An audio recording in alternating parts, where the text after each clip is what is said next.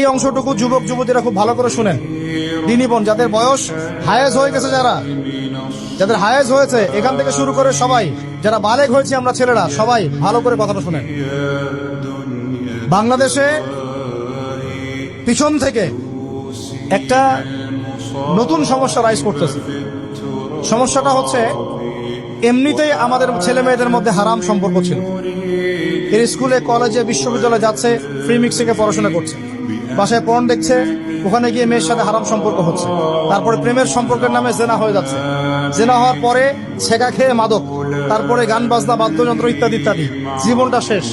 এদিকে ওই ব্যভিচারী মেয়েরা কারো কারো ঘরে যাচ্ছে, তারা আমাকে বলতে দেন, ব্যভিচারী মেয়েরা কারো কারো ঘরে যাচ্ছে, ওদেরকে নিয়ে আপনারা আবার সংসার করতেছে। এই হচ্ছে না সিচুয়েশন। একজনের 5টা গার্লফ্রেন্ড, একজনের 4টা গার্লফ্রেন্ড, আরেকজনের 3টা বয়ফ্রেন্ড, 4টা বয়ফ্রেন্ড। এই ধাপগুলো পার হয়ে হয়ে এরা সংসারের জীবনে আসতেছে, যখন বয়স হয়ে যাচ্ছে 25-30। সমস্যা কিন্তু এটা ম্যাক্সিমাম সবার ক্ষেত্রে হচ্ছে বলবো না, অনেক একটা বড় অংশ এই সমস্যা ফেস করতেছে। এর মধ্যে এই ফ্রি মিক্সিং এর মধ্যে শুরু হয়েছে নতুন একটা জিনিস, যে ভালোবাসার আবার লিঙ্গ কি, ভালোবাসার আবার এখানেই শুরু হয়েছে ছেলে ছেলে জেনা করা, মেয়ে মেয়ে জেনা করা, ছেলে ছেলে জেনা করা, আর কি বললাম বলেন, মেয়ে মেয়ে জেনা করা। নাউজুবিল্লাহ। এটা কমে লুত, এর শাস্তি আসবে যদি আমরা তওবা করে ফিরে না আসি। এর উপরে এখন শুরু হয়েছে ভালোবাসার আবার ধর্ম কি, ভালোবাসার আবার, আমার সাথে বলেন কি বললাম, ভালোবাসার আবার, এদিকে মনোযোগ দেন, ভালোবাসার আবার কি, ভালোবাসার আবার কি। এই কথাটা, এই স্লোগানটা দিয়ে কি করা হচ্ছে আপনারা শুনেন। অমুসলিম ছেলে মুসলিম মেয়ের সাথে প্রেম করতেছে, অমুসলিম ছেলে মুসলিম মেয়ের সাথে প্রেম করতেছে, বলতেছে ভালোবাসার আবার ধর্ম কি। তুমি আমি একে অপরকে মহব্বত করি, ভালোবাসি, এর মধ্যে ধর্ম আসবে কেন? বলছে তুমি আমার ধর্মে দীক্ষিত হয়ে যাও, অথবা আমি তোমার ধর্ম কবুল করে মুসলমান হয়ে যাব। এই মিথ্যা কথাগুলো প্রলোভন দিয়ে এখানে ওখানে পার্কে নিয়ে গিয়ে, চটপটে ফুচকা খাওয়ায়, কফি শপে নিয়ে গিয়ে, এভাবে আস্তে আস্তে আস্তে আস্তে মেয়েদেরকে লাইনে নিয়ে আসতেছে। আনার পরে শোনেন, কথা আগে শুনেন, বুঝেন। আপনি ঠিক বললেও ঠিক, এটা না বললেও ঠিক, চলতেছে, এটাই সমাজ। এখন কথা হচ্ছে, আমরা যদি আমাদের বোনদের ইজ্জতকে বাঁচাইতে চাই, এই বিষয়টা সম্পর্কে সচেতন থাকতে হবে। মেয়েদেরকে ফুসলিয়ে ফাসলিয়ে এভাবে প্রেমের জালে ফেলে শেষমেশ বেডে নিয়ে গিয়ে ধর্ষণ বা গণধর্ষণ করে মেয়ের ওই ওভারির মধ্যে ওদের বীর্যপাত করে দিয়ে ওই ছেলেটার কোনো খবর পাওয়া যায় না, লাপাত্তা হয়ে যায়। কোনো কোনো ক্ষেত্রে টাকার বিনিময়ে মেয়েদেরকে পাচার করারও অভিযোগ পাওয়া গেছে। এবং এই কাজটার নাম তারা সংঘবদ্ধভাবে দিয়েছে, এর নাম নাকি লাভ জিহাদ। নাউজুবিল্লাহ। এবং বীর দর্পে ফেসবুকে পোস্ট দিচ্ছে, আজকে অমুক মেয়ের এটা করলাম, আজকে তমুক মেয়ের এটা করলাম। ভিতর থেকে একটা চক্র কাজ করতেছে, এবং এই চক্রের কেউই মুসলিম না, এই চক্রের কেউই কিন্তু মুসলিম না। বাইরে আবার পরিচয় দিতে পারে যে আমি মুসলিম, আমার নাম অমুক, নাম পরিবর্তন করে মুসলিম মেয়েদেরকে ফুসলিয়ে ফাসলিয়ে এই জেনার ফাঁদে ফেলে, ওর পিছনে কিছু টাকা খরচ করে, কিছু সময় দিয়ে, ওকে প্রয়োজনে ঘুমের ওষুধ খাওয়ায়, প্রয়োজনে আবার জাদুটোনা করে, বান মারে, ওকে তাবিজ কবজ করে বিছনায় নিয়ে এসে ধর্ষণ বা গণধর্ষণ করে, ওই ভিডিওগুলো দিয়ে পরে ওকে ব্ল্যাকমেইল করে, পরে ওর কাছ থেকে টাকা খাওয়া শুরু করে। কোনো কোনো ক্ষেত্রে মেয়েদেরকে পাচারও করে দিচ্ছে।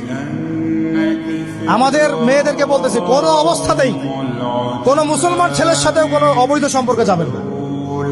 আর অমুসলিম হলে তো কোনো কথাই নাই। অমুসলিমের সাথে আপনার কিসের প্রেমের সম্পর্ক? একটা চট দিয়ে দাঁত ফেলে দেওয়া দরকার মেয়ে। অমুসলিম ছেলের সাথে তোমার কিসের প্রেমের সম্পর্ক? পরে যখন এই ছেলেগুলো তোমাকে নিয়ে রেপ করে রাখবে, তখন তোমার আক্কেল হবে? তখন তোমাদের হুঁশ ফিরবে? তখন এসে আমাদের কাছে মেসেজ করতেছে, আমার এই সমস্যা হয়েছে, আমাকে এখন আমি কি করব বলেন। আমাদের ওয়াইফদের কাছে মেসেজ করে, এরকম এরকম হয়েছে আমার সাথে, আমরা কি করব বলেন। তোমাকে কে যাইতে বলছো এই ছেলের কাছে? তুমি তোমার ইজ্জত ওখানে, তুমি তোমার পায়জামা কিভাবে খুললা সেখানে,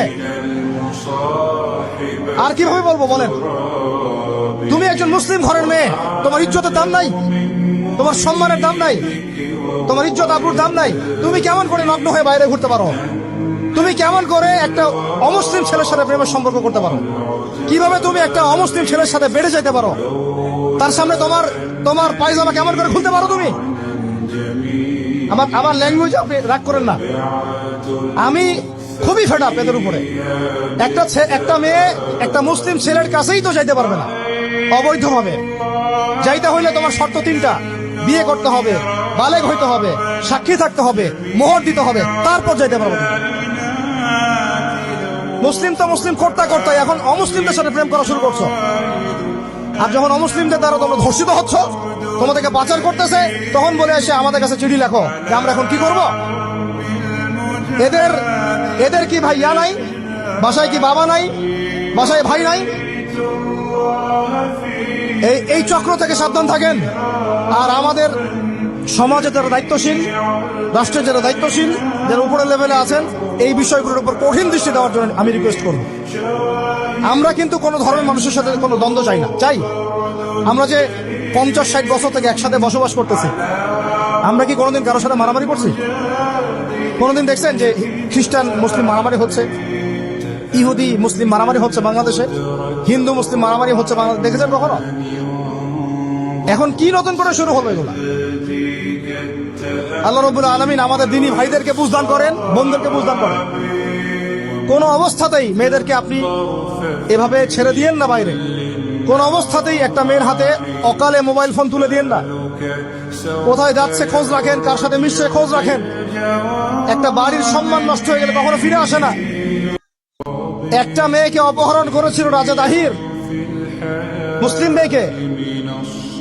সেই ইজ্জতের বদলা নেওয়ার জন্য 17 জন ঘোড়সাওয়ার নিয়ে, কতজন? মাত্র 17 জন ঘোড়সাওয়ার নিয়ে মোহাম্মদ বিন কাসিম এই সিন্ধুর রাজা দাহিরকে আক্রমণ করে ওই জায়গায় পরাজিত করেছিল। একটা মেয়েকে নিয়ে ঘটনা ঘটেছিল। আমাদের বোনের ইজ্জতের এত বড় দাম। একজন নারী, শোনেন, একজন নারী বনু কাইনুকার বাজারে গিয়েছিলেন তার প্রয়োজনে। ইহুদি তার শ্লীলতাহানি করেছে, তার সতর খুলে দিয়েছিল একজন ইহুদি। এটা দেখে একজন মুসলিম ভাই সেখানে থাকতে না পারে ওই ইহুদির গর্দান নামিয়ে দেয়। এই ইস্যুকে কেন্দ্র করে ইহুদিরা মিলে ওই ভাইকে শহীদ করে। তখন ওই বাজারে ওই ভাই ছাড়া আর কেউ ছিল না, একজনই ভাই ছিল। এরপরে এই মামলা আসলো নবীর দরবারে সাল্লাল্লাহু আলাইহি ওয়াসাল্লাম। এটা মদিনার ঘটনা। নবী সাল্লাল্লাহু আলাইহি ওয়াসাল্লাম ওই সাহাবীকে তো দোষারোপ করেনই নাই, ওই সাহাবীকে দোষারোপ করেন নাই, বরং নিজে বর্ম পরে অন্য সাহাবীদেরকে বলেছেন তোমরা বের হও, আমরা বনু কাইনুকা আক্রমণ করবো, ওকে এখান থেকে বের করে দেবো। একজন দিনী বোনের ইজ্জতের বদলা নেওয়ার জন্য পুরো বনু কাইনুকার ইহুদিদের সাথে যুদ্ধ হয়েছে। আর আমাদের বোনরা স্বেচ্ছায় ইজ্জত বিলি দিচ্ছ। তোমরা হচ্ছে মাটির তলে চলে যাও, তোমাদের বেঁচে থাকার চেয়ে মাটির তলে চলে যাও। তোমরা নিজেরা স্বেচ্ছায় ইজ্জতের বিসর্জন দিচ্ছ।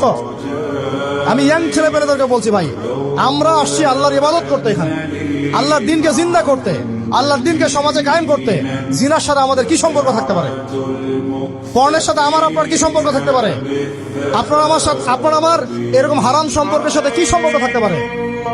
এগুলো কোনো অবস্থাতে আমরা ধার কাছে যাবো না ইনশাআল্লাহ।